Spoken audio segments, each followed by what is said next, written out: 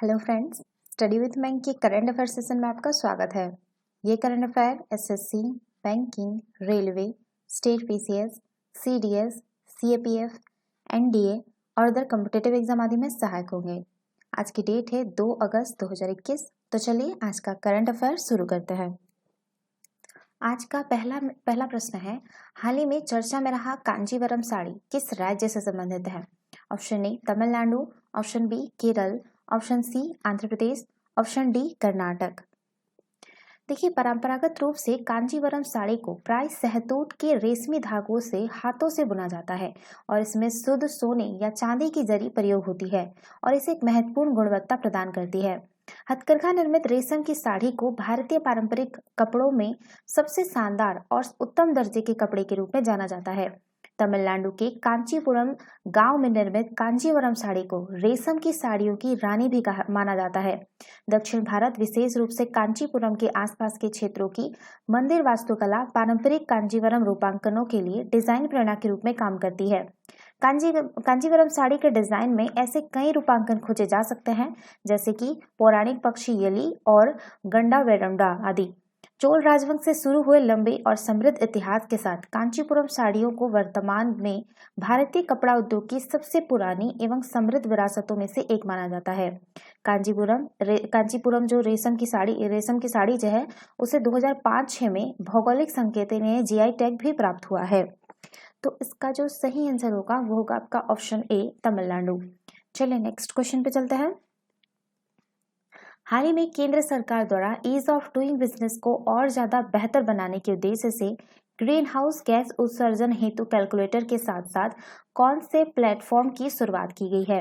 Option A secured logistic business exchange, option B secured logistics share exchange, option C secured logistics document exchange, option D secured logistic green house exchange. ये हाल ही में केंद्र सरकार द्वारा ease of doing business को और ज्यादा बेहतर बनाने के उद्देश्य से ग्रीन हाउस गैस उत्सर्जन हेतु कैलकुलेटर के साथ साथ सिक्योर लॉजिस्टिक डॉक्यूमेंट एक्सचेंज की शुरुआत की गई है। विश्व बैंक की ease of doing business report 2020 में भारत जो है 190 देशों में 63वें स्थान पर है। यह एक प्लेटफॉर्म है जो डिजिटलीकृत, सुरक्षित और समेकित दस्तावेज विनियम प्रणाली के साथ साथ लॉजिस्टिक्स दस्तावेजों का निर्माण, आदान प्रदान और अनुपालन की वर्तमान मैनुअल प्रक्रिया को प्रतिस्थापित करने का एक उपाय है। ये डेटा सुरक्षा एवं प्रमाणीकरण के लिए आधार और ब्लॉकचेन आधारित सुरक्षा प्रोटोकॉल का डिजिटल उपयोग करते हुए लॉजिस्टिक संबंधी दस्तावेजों का उत्पादन, भंडारण एवं वस्तु विनिमय को संभव बनाएगा। यह दस्तावेज हस्तांतरण से संबंधित एक पूरा ऑडिट मार्ग भी प्रदान करेगा। साथ ही तीव्र गति से लेन देन का निष्पादन, प्रेषण की लागत में कमी, संपूर्ण कार्बन फुटप्रिंट, दस्तावेजों की प्रामाणिकता को सरल सत्यापन, धोखाधड़ी के जोखिम में कमी भी लाएगा। तो इसका जो सही आंसर होगा वो होगा आपका option C secured logistic document exchange. चलिए नेक्स्ट क्वेश्चन पे चलते हैं। कौन सा मंत्रालय आदिवासी अनुसंधान संस्थान के समर्थन से आदिवासी महोत्सव अनुसंधान, सूचना और जन शिक्षा संबंधी योजनाओं का संचालन कर रहा है? ऑप्शन ए कानून और न्याय मंत्रालय, ऑप्शन बी गृह मंत्रालय, ऑप्शन सी इलेक्ट्रॉनिकी और सूचना प्रौद्योगिकी मंत्रालय, ऑप्शन डी जनजातीय मामलों के मंत्रालय। देखिए, जनजातीय मामलों का मंत्रालय आदिवासी अनुसंधान संस्थान के समर्थन से आदिवासी महोत्सव अनुसंधान, सूचना और जन शिक्षा संबंधी योजनाओं का संचालन कर रहा है, जिसके माध्यम से आदिवासी संस्कृति को बढ़ावा देने हेतु विभिन्न गतिविधियां संचालित की गई है। इन योजनाओं का उद्देश्य अनुसंधान कार्यों, उनका मूल्यांकन, अध्ययन, प्रशिक्षण, आदिवासियों के मध्य जागरूकता पैदा करना, भाषाओं, आवासों और खेती एवं उत्पादन प्रथाओं सहित समृद्ध जनजातीय विरासत के प्रदर्शन में गुणवत्ता एवं एकरूपता सुनिश्चित करना है। तो इसका जो सही आंसर होगा वो होगा आपका ऑप्शन डी जनजातीय मामलों के मंत्रालय। चलिए नेक्स्ट क्वेश्चन पे चलता है। कौन से राज्य में स्थित आमागढ़ फोर्ट आदिवासी मीणा समुदाय और स्थानीय हिंदू समुदाय के समूहों के बीच में जो है संघर्ष का केंद्र बन गया है? Option A Uttar Pradesh, option B Gujarat, option C Rajasthan, option D Haryana. देखिए जयपुर स्थित आमागढ़ फोर्ट जो कि राजस्थान में है आपका, ठीक है, जयपुर में आदिवासी मीणा समुदाय और स्थानीय हिंदू समूहों के बीच संघर्ष का केंद्र बन गया है। मीणा समुदाय के सदस्यों का कहना है कि आमागढ़ किला जो है वो जयपुर के राजपूत शासक ने पहले एक मीणा शासक द्वारा बनाया गया था और सदियों से उनका पवित्र स्थल रहा है। उन्होंने हिंदू समूहों पर आदिवासी प्रतीकों को हिंदुत्व में शामिल करने की कोशिश करने और अम्बा माता का नाम बदलकर अंबिका भवानी करने का आरोप लगाया है। मीणा, जिसमें मेव या मेवाती के नाम से भी जाना जाता है, पश्चिमी और उत्तरी भारत के कुछ हिस्सों में रहने वाली एक जनजाति है। मीणा समुदाय ने वर्तमान पूर्वी राजस्थान के अधिकांश हिस्सों पर शासन किया था, जिस क्षेत्र को इस समुदाय द्वारा मिंदेश यानी मीणाओं का देश भी कहा जाता है। आमागढ़ किले के वर्तमान स्वरूप का निर्माण जो है वो 18वीं शताब्दी में जयपुर के संस्थापक महाराजा सवाई जयसिंह द्वितीय द्वारा किया गया था। तो इसका सही आंसर होगा ऑप्शन सी, राजस्थान। चलिए नेक्स्ट क्वेश्चन पे चलते हैं।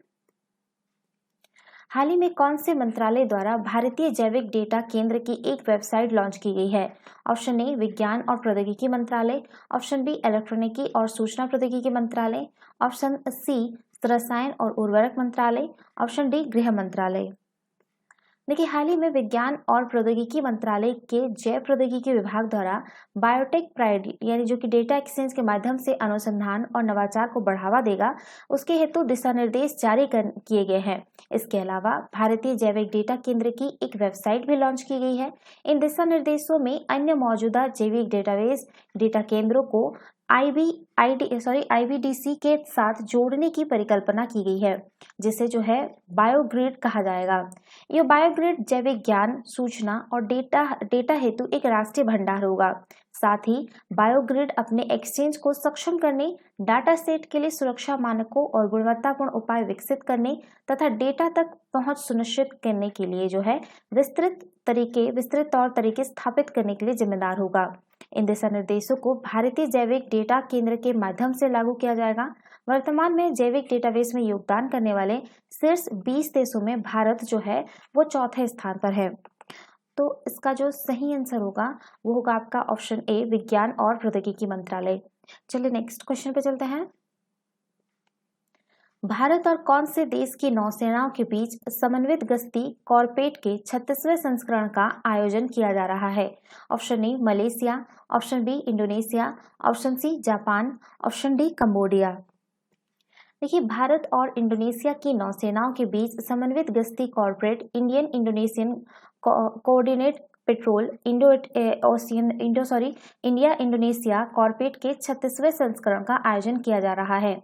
भारत और इंडोनेशिया समुद्री सहयोग को मजबूत करने के लिए वर्ष 2002 से प्रतिवर्ष 2 बार अंतर्राष्ट्रीय समुद्री सीमा रेखा पर समन्वित गश्ती कर रहे हैं।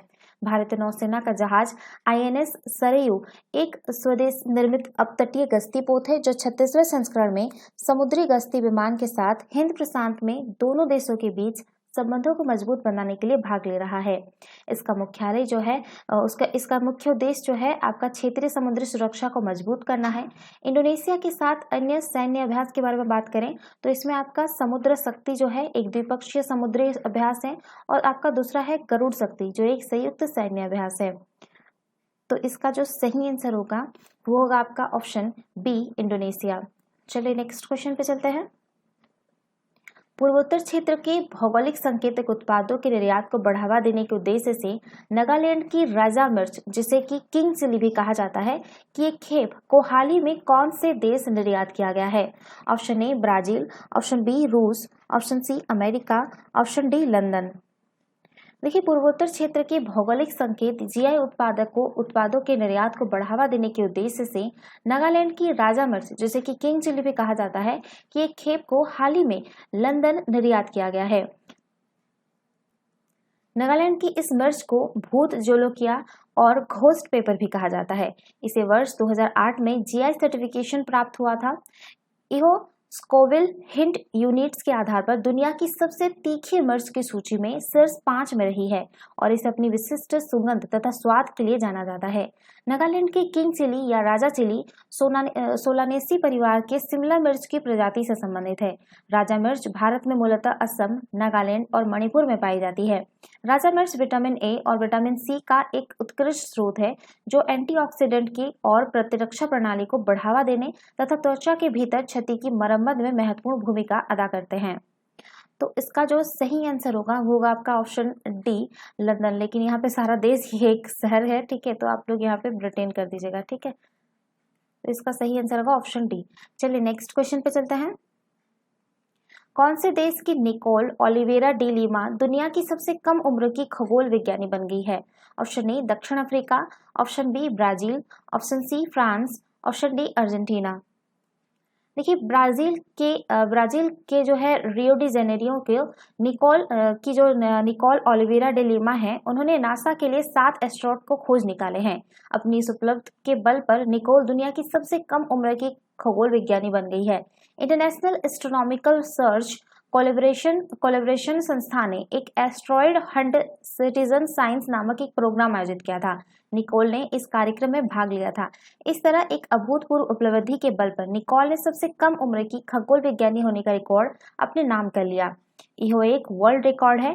निकोल के इसी उपलब्धि के कारण हाल ही में निकोल को ब्राजील के विज्ञान एवं तकनीकी मंत्रालय और इनोवेशन के पहले एस्ट्रोनॉमी और एरोनॉटिक्स के अंतर्राष्ट्रीय सेमिनार में बोलने का मौका भी मिला था। तो इसका सही आंसर होगा ऑप्शन बी, ब्राजील। चलिए नेक्स्ट क्वेश्चन पे चलते हैं। हाल ही में किस भारतीय मूल की अमेरिकी को अमेरिकी राष्ट्रपति जो बाइडेन ने एम्बेसडर एंड लॉर्ड्स के रूप में नामित किया है? Option A Prakash Narayan, option B Praveen Tyagi, option C Rashid Hussain, option D Radha Patnaik. देखिए हाल ही में अमेरिकी राष्ट्रपति जो बाइडेन ने भारतीय मूल की अमेरिकी राशिद हुसैन को एम्बेसडर एट लॉर्ड्स के रूप में नामित किया है। एम्बेसडर एट लॉर्ड्स ऐसा राजदूत होता है जिसे विशेष जिम्मेदारियां दी जाती है, लेकिन वो किसी खास देश के लिए नियुक्त नहीं होता है। इस पदाधिकारी का काम अंतर्राष्ट्रीय धार्मिक स्वतंत्रता को बढ़ावा देना होता है। राशिद हुसैन इस पद पर नामित होने वाले पहले मुस्लिम पदाधिकारी हैं। वर्तमान में राशिद राष्ट्रीय सुरक्षा परिषद में भागीदारी और वैश्विक जुड़ाव के निर्देशक के तौर पर काम कर रहे हैं। तो इसका सही आंसर होगा ऑप्शन सी, राशिद हुसैन। चलिए नेक्स्ट क्वेश्चन पे चलते हैं। 1 अगस्त से 1 महीने के लिए कौन सा देश संयुक्त राष्ट्र सुरक्षा परिषद की अध्यक्षता संभालेगा? Option A America, option B Sri Lanka, option C Bharat, option D China. देखिए 1 अगस्त से 1 महीने के लिए भारत जो है वो संयुक्त राष्ट्र सुरक्षा परिषद की अध्यक्षता संभालेगा। इस दौरान भारत समुद्री सुरक्षा, शांति स्थापना और आतंकवाद पर लगाम लगाने जैसे प्रयासों पर ध्यान केंद्रित करेगा। यूएनएससी के अस्थायी सदस्य के रूप में भारत को 2 साल का कार्यकाल 1 जनवरी 2021 को शुरू हुआ था। यह सुरक्षा परिषद के अस्थायी सदस्य के तौर पर 2021-22 कार्यकाल के दौरान भारत की पहली अध्यक्षता है। भारत अगले साल दिसंबर में फिर से सुरक्षा परिषद अध्यक्ष की कमान संभालेगा। तो इसका जो सही आंसर होगा वो होगा आपका ऑप्शन सी, भारत। तो ये थे आज के करंट अफेयर। वीडियो पसंद आए तो लाइक, शेयर और कमेंट करना ना भूलें। साथ ही साथ चैनल को सब्सक्राइब करना ना भूलें। Thanks for watching. Have a nice day. Take care.